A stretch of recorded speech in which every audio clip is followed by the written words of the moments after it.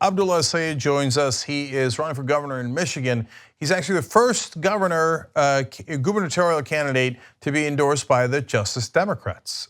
So great to have you here. Cenk, thanks for having me. Really excited to be here. No problem. So you got a really interesting race in Michigan for governor. Intercept's written about it. There's a colorful character in the Democratic primary. You're also a character, but not in the same way. And then you've got the Republicans. So first, let's break it down. Our audience is going to want to know, how progressive are you? And so, for example, who's endorsed you? Yeah, so we've been endorsed, like you said, by the Justice Democrats, Congressman Ro Khanna, every progressive organization in the state of Michigan, and the Michigan Nurses Union, and we're proud to stand with all of them. Look, I decided to run for office as a doctor because I rebuilt Detroit's health department, and we did things like build programs to guarantee every child a free pair of glasses, stand up to some of the biggest corporate polluters in the state, forcing a petroleum refinery in southwest Detroit to reduce its emissions when they had applied to increase them. And then after Flint's, having every school, daycare, and Head Start tested for lead in the water. But every project I took on led me to the door of a politician, and I found those doors closed. And they don't open for people like you and me. They open for folks with huge corporate checks who have been buying and selling Michigan politicians and politics for a long time. I don't take corporate money. I stand for a $15 minimum wage. I believe in universal health care through a single payer system that we can build right here in Michigan. And I believe that we can move to 100% renewable energy. I believe those things as a doctor, as a former professor, as a former health commissioner, and now somebody running for governor. My work has always been about how we fight inequity in all its forms. And I see this as the responsibility of being able to set an agenda around doing that. So, Abdul, I was referring to an Intercept article that Zed Jelani wrote about one of your opponents, who also claims to be really progressive and in the ilk of Bernie Sanders. Jelani put together an interesting case that might not be the situation at hand. Do you want to talk about that at all? Look, I don't mean to talk bad about people, but I'll be clear. Look, progressivism isn't some brand that you get to buy the minute you choose to run for office. This guy is a multimillionaire. He sold his business that was caught not telling the FDA about the fact that there were medicines that he was testing and included prescription drugs like Viagra. He's being sued for fraud by the company that bought that. And now he's spending $6 million in his own race, calling himself a progressive on TV, and he's been up since December. This is just somebody who's really rich trying to buy an election. We all know that the problem with our politics right now is that it's been bought and sold by millionaires and billionaires and by corporations, and he is exactly that. It doesn't matter what you call yourself. It matters the body of work that you put together in your career. And I know that somebody who has videos on YouTube showing off his house, multiple 1,000-square-foot house with 7 different fireplaces, is not somebody I'd call progressive. And certainly the work that he did to make his money doesn't seem very progressive. The fact that he's conned people left and right and is now spending a lot of money in this own race trying to buy an election, that is politics as usual to me. It is not the progressivism that people like you and I espouse.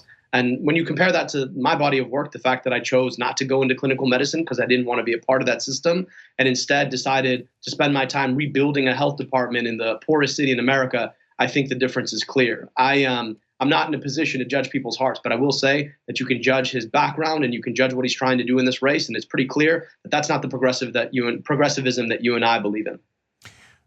Yeah, you've got something unique in your resume. So you got all the things that you mentioned, and you're a Rhodes Scholar and all those wonderful things, but you built a program to give school children in the city glasses. Yeah, I mean, how did that even occur to you? So I'll tell you, Cenk, I was, we'll just say I wasn't the best student growing up. And one of the reasons why is because I used to get real bored in the classroom. And when I got bored, I used to try and entertain myself, usually, unfortunately, at the expense of my teachers and sometimes my classmates. And I can't imagine what it would have been like if I couldn't even see the board. Now, that's the case in Detroit. 30% of the kids who we would test and know they needed glasses would come back testing positive again the next year. That means they spent an entire year without the ability to see the board. Now, there's pretty astounding statistics that show that the probability among general people of needing a pair of glasses is about 1 in 5. If you look at young people associated with the juvenile justice system, that goes to about 4 in 5. And that difference tells us a lot about that axis of being a kid who can't see the board and then needing to entertain yourself. Soon enough, you're being labeled the bad kid. And when you're labeled a bad kid, you then act like the bad kid. And that path changes substantially. Imagine what can happen in terms of interrupting that by just giving a kid a pair of glasses so that that kid can see the board, learn what's happening on the board, and be their best student. And when we found those statistics in Detroit, that 30% of our kids wouldn't get a pair of glasses, even though we had tested them and knew they needed a pair, we knew we needed to do something. And so we built this program from the ground up. In 2 years, first 2 years of its operations, delivered over 7,000 pairs of glasses. And I'll tell you, in my life, there are a few moments that have moved me as much as being able to put the first pair of glasses on a child and then see that kid look at his hand and say, I didn't know that there were wrinkles in my hand. And that moves you, right? And that's something that we could do across the state of Michigan for all kids, right? In fact, the program that we built is revenue neutral. It's fully paid for by Medicaid. And so these are opportunities for us to think outside the box about what government does to be able to provide real benefits for the people that we serve. Yeah, Abdul, I see why people are excited about you now. Okay, I would not have thought of that program, and I did not know those stats, and now ironically I can see. So you say that if you win the governorship, that you're going to try to do state-level single-payer healthcare. All right, well, talk to me about how you would do that, because that's not easy at the state level.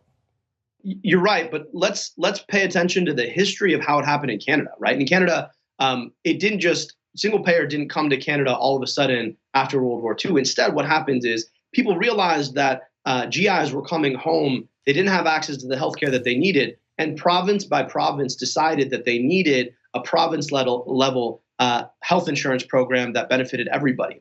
So if we use that model in Michigan, what it tells us is that state level action is probably the best place to start. Now, here's the thing.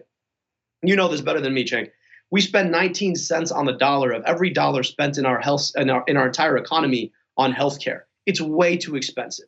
But not only that, in places like Michigan and across the country, frankly, you've got people who are paying huge amounts in things like prescription drugs because it's currently illegal for Medicare, which is the single biggest buyer of healthcare in the United States and among the biggest in the world, to negotiate the price of prescription drugs. And in Michigan in particular, we've got an issue with auto insurance because we ask auto insurance to be health insurance. These are all problems that Michiganders pay for every day. And the usual experience for even somebody who's insured in the system is that if they get sick or they have to go see a doctor or a hospital, they're going to have to negotiate with an insurance company that's making 15 cents on the dollar for every dollar that they pay into their healthcare services, that they're going to have to negotiate just to get the care they already paid for. Nobody likes the system as it stands. We have an opportunity at the state level to say, well, listen, we could bring down the costs in particular over time, but immediately by eliminating the overhead costs of insurance, eliminating the 15 cents on the dollar in profits that insurance currently makes off the top. In doing that, we create a single payer system for the state of Michigan. We then can start negotiating with pharmaceuticals to bring down the cost of prescription drugs across Michigan. And because we have universal health care that covers the 600,000 Michiganders who currently go without health care every single day, because we can cover them, we can bring down the cost of auto insurance because we're not asking it to be health insurance anymore.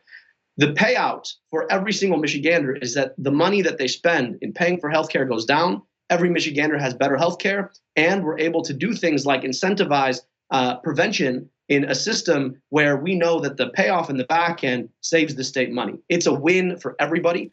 The only people who don't like it are, of course, the hospital association and the insurers, because right now they make a ton of money gaming a system where they can collude together to raise the prices on all of us and keep people who don't have health care out of the system.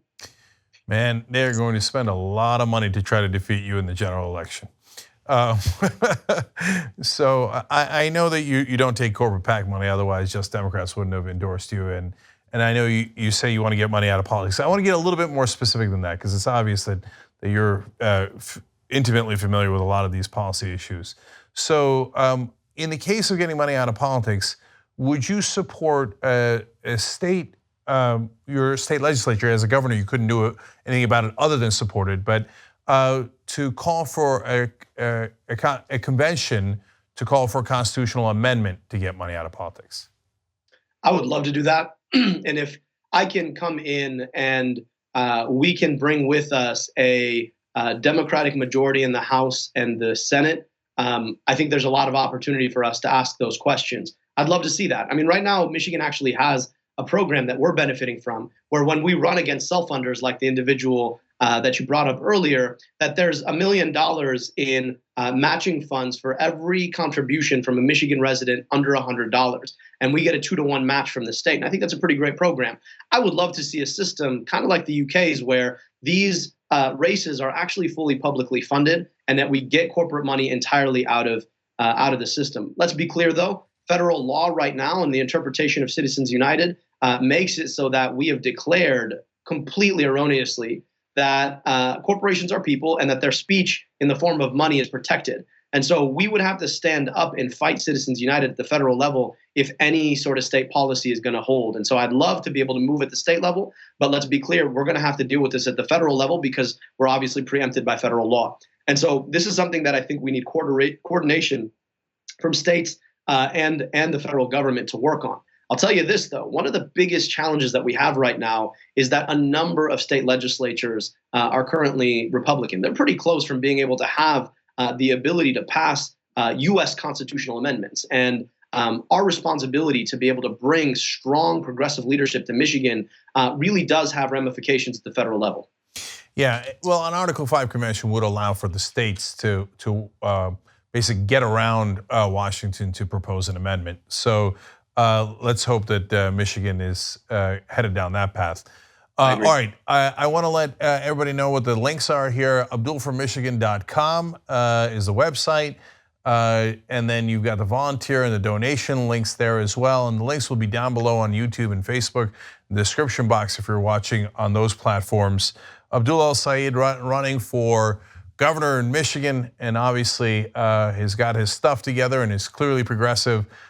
So good luck in the race, and we hope to talk to you in the general. I look forward to it. It'll be a lot of fun, and let's go take back our politics. Exactly. All right, thank you.